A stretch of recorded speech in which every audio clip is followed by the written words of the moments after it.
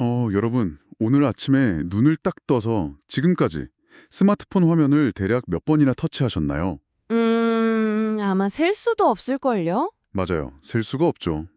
터치 몇 번으로 모닝커피 미리 주문하고 출근길 택시 부르고 또 점심값도 송금도 하셨을 텐데요. 네, 일상이죠. 우리에게 이 매끄러운 유리 액정 위에서 손가락 움직이는 건 너무나 당연하고 편리한 약간 마법 같은 일상입니다. 그렇죠. 아주 매끄러운 마법이죠. 그런데 만약에 이 편리한 마법의 문턱이 누군가에게는 도저히 깰 수 없는 거대하고 투명한 유리벽이라면 어떨까요? 우리가 매일 숨 쉬듯이 누리는 그 시스템 이면에 존재하는 단절, 이걸 들여다보는 건 꽤 충격적인 통찰을 줍니다. 기술이 발전할수록 누군가의 세계는 급격하게 좁아지고 있으니까요. 자, 이 상황을 하나씩 풀어보죠. 오늘 심층 탐구를 위해서 아주 생생하고 뼈아픈 기록을 하나 가져왔습니다. 네, 어떤 자료죠? 유튜브 채널 마중물쌤에 소개된 이야기인데요. 70대 노부부, 만수 할아버지와 순자 할머니의 사연입니다. 아, 그 외딴 시골 섬마을에 평생 사셨다는 두 분 말씀이시군요. 네, 맞습니다. 두 분이 서울에 사는 아들 집에 방문해서 일주일 동안 겪은 이른바 와이파이 없는 서울 표류기입니다. 표류기라는 단어가 참 와닿네요. 오늘의 목표는 단순히 기계 못 다루는 어르신들 안타까운 사연 나열하는 게 절대 아닙니다. 네, 그 이상을 봐야죠. 이 아날로그 삶을 살아온 두 분의 시선을 빌려서 비용 절감과 효율성이라는 이름으로 설계된 현대 디지털 시스템이 어떻게 오프라인 세상의 인간관계를 소외시키는지 그 이면을 파헤쳐보는 겁니다. 여기서 매력적인 부분은 이 현상의 첫 번째 장벽이 바로 이동의 상실이라는 점입니다. 이동권요? 네, 과거에는 돈을 내고 종이표를 받는 물리적 행위가 이동의 권리를 증명했잖아요.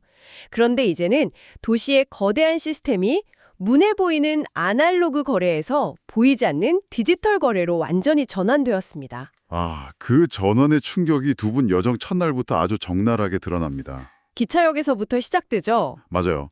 보따리를 가득 들고 목포역 매표 창구로 가셨는데 사람이 있어야 할 곳에 스마트 승차권 권장이라는 안내문이랑 텅 빈 유리창만 덜렁 있는 거예요. 무인 발권기가 있긴 했을 텐데요. 있었죠. 근데 그 기계 앞에 섰지만 여정조회 같은 단어는 사실상 외계어나 다름없잖아요. 게다가 뒤에 젊은 사람들이 줄을 서 있으니까 눈치 보느라 쫓기듯 자리를 피하십니다. 진짜 난감하셨겠네요. 더 기가 막힌 건 아들이 카톡으로 티켓을 보내줬는데 그 카톡 티켓을 열지 못해서 내 자리가 어딘지도 모르고 남의 자리에 앉았다가 쫓겨나는 상황까지 벌어집니다. 와, 여기서 우리가 주목해야 할 정말 흥미로운 사실이 있습니다. 기술적 장벽이 어떻게 합법적인 배제를 만들어내는가 하는 점이죠. 합법적인 배제요? 네, 사회학에서는 이런 현상을 기술적 레드라이닝이라고 부르기도 합니다.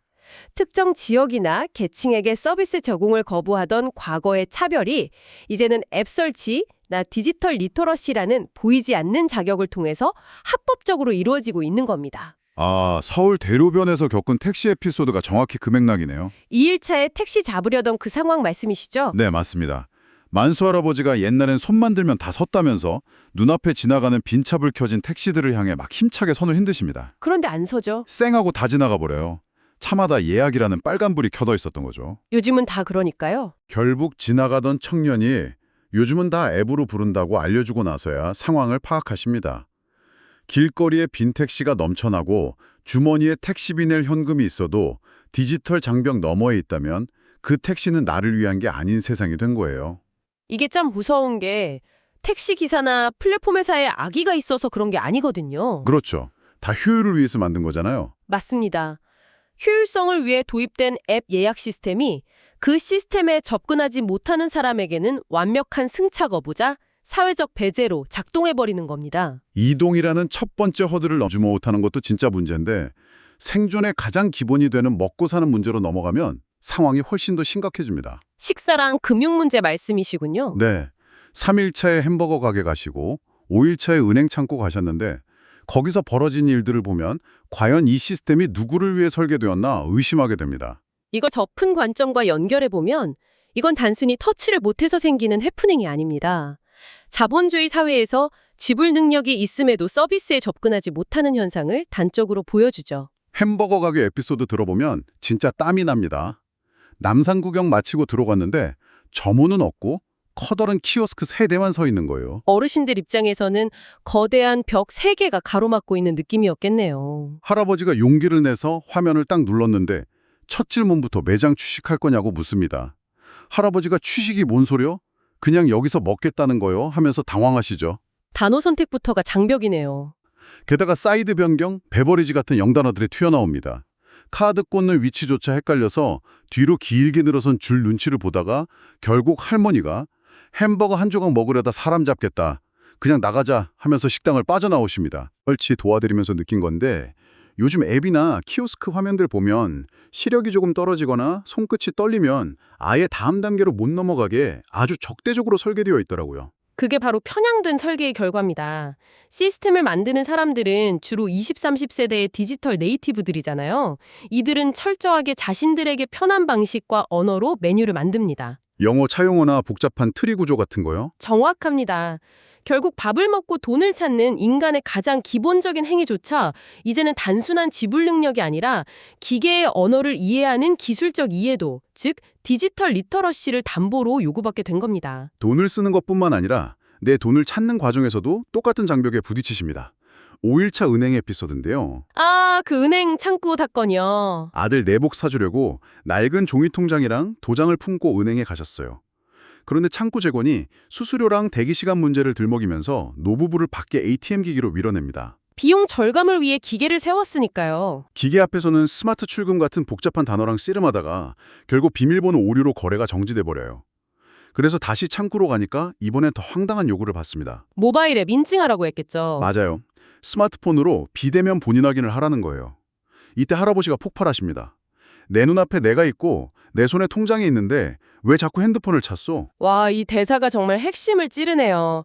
전통적으로 통장, 도장, 그리고 은행원 눈앞에 서 있는 육체는 나를 증명하는 가장 강력한 물리적 증거였습니다. 그렇죠. 내가 여기 살아있는데요. 하지만 효율을 위해 인간을 기계로 대체한 현대 금융 시스템에서는 물리적인 신분증이나 육체보다 내 스마트폰 속의 디지털 자아가 훨씬 더 우위를 차지하게 된 겁니다. 시스템이 요구하는 그 모바일 앱이라는 디지털 통로를 통과하지 못하면 내 자산인데도 내 돈에 접근조차 못하는 거네요. 네, 재산에 대한 통제권 자체가 박탈당하는 모순이 발생하는 겁니다. 여기서 정말 흥미로운 점은 바로 그 스마트폰이 꺼졌을 때 벌어지는 일들입니다.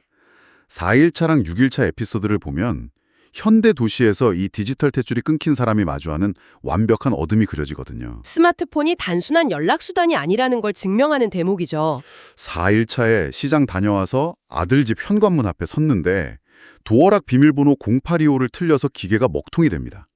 아들한테 전화하려고 보니까 하루 종일 지도 앱 켜놓느라 배터리가 완전히 방전된 상태인 거예요. 복도 센서 등도 꺼졌을 텐데요. 네, 완전히 캄캄한 어둠 속에 할머니가 주저앉아서 이렇게 한탄하십니다. 핸드폰 없으면 내 집도 못 들어간다. 쫓겨난 기계 없으면 사람 구실도 못하는 세상이다. 스마트폰이 존재를 증명하는 만능 열쇠가 된 현대사회의 단면이네요.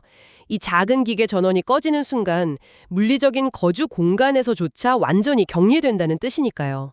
그 마비와 고립이 6일차 길찾기에서도 고스란히 나타납니다. 복잡한 서울버스 노선에서 150일 저상, 차고지행 같은 알 수 없는 전광판 정보 때문에 완전히 길을 잃으시거든요. 스마트폰 지도는 안 보셨나요? 지도를 켰죠. 근데 낯선 골목길에서 GPS 수신 중이라는 글자만 뱅글뱅글 돌고 방향이 안 잡히니까 사방이 막힌 건물 숲에서 아예 방향 감각을 상실해버리십니다. 섬에서는 바다만 보면 집을 찾았는데 하시면서요. 지리적인 감각마저 기계의 GPS 외주를 저버린 현대 도시의 취약성을 꼬집어주는 부분입니다. 그 접속이 끊길 때의 리스크는 온전히 개인이 감당해야 하는 거고요. 진짜 재난이 따로 없네요. 그래서인지 7일차에 부부가 고향 섬마을로 돌아가는 과정이 주는 안도감이 엄청납니다. 서울의 효율과 섬마을의 기다림이 완벽하게 대비되는 순간이죠. 맞습니다. 아들이 정성스레 적어준 종이 매뉴얼을 들고 기차에 오르시고 목포항 선착장에 도착하니까 직원이 어르신 오셨어요? 하고 얼굴을 알아보고 인사를 건넵니다. 아날로그 시대의 풍경이네요. 손에 쥐어진 빳빳한 종이 승차권. 대문만 밀면 열리는 집. 이웃이 마루에 무심하게 올려두고 간 감자. 여기서 만수 할아버지의 명대사가 나옵니다.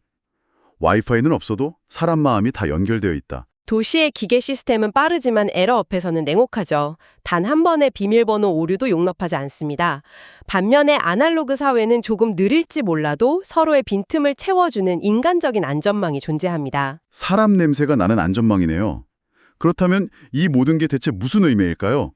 여러분은 당장 오늘 앱으로 택시 부르고 키오스크로 커피 주문하면서 이 시스템 혜택을 완벽하게 누리고 계실지도 모릅니다. 그래서 이 이야기를 단순히 디지털에 서툰 노년층의 안타까운 사연 정도로 치부할 수도 있죠. 하지만 이 이야기는 속도만을 맹신하며 달려가는 우리 사회의 시스템이 과연 누구를 위해 설계되고 있는지를 돌아보게 합니다. 이 대목에서 아주 중요한 질문이 하나 떠오릅니다. 어떤 질문이죠? 기술의 발전 속도는 점점 더 가속화되고 있습니다. 지금 여러분이 무의식적으로 두드리는 그 스마트폰 터치 인터페이스조차 언젠가 구시대의 유물이 될 겁니다. 스마트폰이 유물이 된다고요? 네. 만약 20년, 30년 뒤에 생각만으로 기기를 제어하는 뇌 컴퓨터 인터페이스, 즉 BCI 기술이나 허공에 손짓하는 공간 컴퓨팅이 당연해진 세상이 온다면 어떨까요? 뇌파를 제대로 못 맞춰서 개찰구를 못 지나가고 허공에 손짓을 잘못해서 커피를 못 마시는 세상이요. 바로 그겁니다. 그 미래의 복잡한 시스템 앞에서 지금의 노부부처럼 그냥 손가락으로 누르는 옛날 화면이 그립다면서 쩔쩔매고 땀 흘리는 사람이 다름 아닌 바로 여러분 자신이 되지는 않을까요? 와, 뒤통수를 세게 맞은 기분이네요. 내가 미래의 소외계층이 될 수 있다는 거잖아요. 네.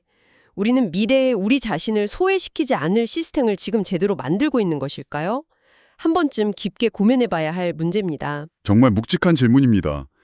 여러분도 오늘 무심코 키오스크를 터치하고 앱을 여실 때 이 질문을 스스로 곱씹어 보셨으면 좋겠습니다.